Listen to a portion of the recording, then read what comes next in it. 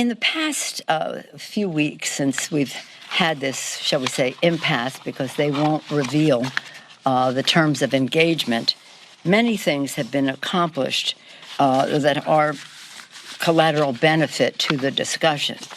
And they relate to, on December 20th, new emails showed that 91 minutes after Trump's phone call with the Ukrainian president, a top OMB aide asked DOD to hold off on sending military aid to the Ukraine, directly related to that call.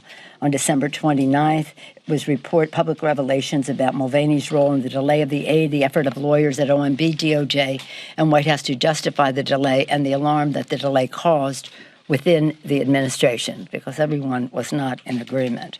Last Thursday, newly unredacted Pentagon emails exposed serious concerns by administration officials about the legality of the president's hold on the aid, aid to Ukraine. And just this week, Bolton announced that he would comply with a subpoena compelling his testimony. His lawyers have stated he has new relevant information.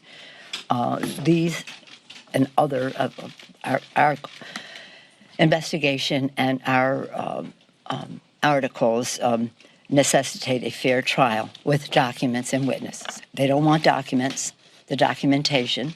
They don't want witnesses. They may want a dismissal, which is proof that they cannot clear the president of the wrongdoing that he has put forth. So are you willing to hold on to the articles indefinitely? No, I'm not holding them indefinitely. I'll send them over when I'm ready. And that will probably be soon. He said, if you don't send them over, I'm going to pass the Mexico-U.S. Canada trade agreement. Okay. No, we want to see what they're willing to do and the manner in which they will do it. But we will not let them say, oh, this is just like Clinton, fair is fair. It's not. Documentation, witnesses, facts, truth.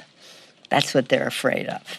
Republicans will stomp their feet and clutch their pearls, but that is only because Speaker Pelosi has shown that her strategy of holding on to the articles of impeachment until she can guarantee the promise of a fair trial is unequivocally a smart move. And by the way, Nancy Pelosi isn't doing anything insidious here. She's not trying to exact any crazy rules that'll rig the trial in Democrats' favor. She's just trying to make it fair. She's trying to make sure that all witnesses with relevant information are heard. This comes on the heels of former National Security Advisor John Bolton's announcement, where he wrote, "Since my testimony is once again at issue, I have had to resolve the serious competing issues as best I could, based on careful consideration and study. I have concluded that if the Senate issues a subpoena for my testimony, I am prepared to testify." Bolton's lawyers also came out and said that their client knows about, quote, many relevant meetings and conversations connected to the Ukraine issue that form the basis for Trump's impeachment. But Republicans are fighting this with the disingenuous argument that if Democrats wanted Bolton to testify, they should have called him in the House. Only they did call him in the House. The only reason that Bolton didn't testify was because he signaled that he'd bring it to the courts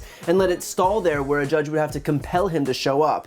And the Democrats thought it would be more important to finish the impeachment inquiry in a timely fashion than entertain yet another instance of obstruction in an impeachment partly predicated on obstruction. By the way, if Democrats did let Bolton's appearance get decided by the courts, you'd have to be kidding yourself if you think that Republicans wouldn't be having aneurysms live on Fox News over how long the process is taking, over how inappropriate it'd be to get the courts involved in Congress's duties. The fact is that no matter what Democrats did involving John Bolton, Republicans would have complained because, and you might have picked up on this by now, they're not acting in good faith. Now, McConnell has already signaled that he'll back a measure seeking to change Senate rules to dismiss Trump's impeachment without even receiving articles from the House. In other words, it's okay to change Senate rules to dismiss articles of impeachment, but suggest changing the Senate rules to allow new witnesses with relevant information to appear, and the Republican Party has a collective fainting spell at the very notion of such sacrilege.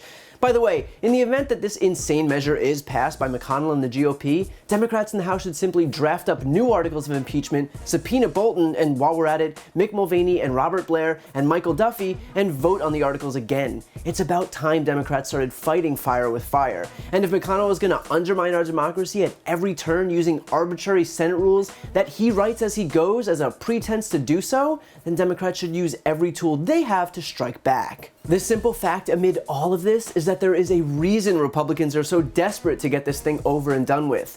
And that is because the longer they wait, the more damning information gets revealed. As Pelosi explained, in just the few weeks between the conclusion of the House inquiry and now, we've learned that Trump directed the military aid to Ukraine to be withheld only 91 minutes after his phone call with Ukrainian President Zelensky, which I'm sure is just a total coincidence. There was a report revealing that Mick Mulvaney was directly involved in withholding the aid, emailing an aide in the Office of Management and Budget about it, to which that aide, Robert Blair, replied that it would be possible, but to, quote, expect Congress to become unhinged. And look, when the response to your decision is that Congress will become unhinged, that might just speak to the legality of that decision.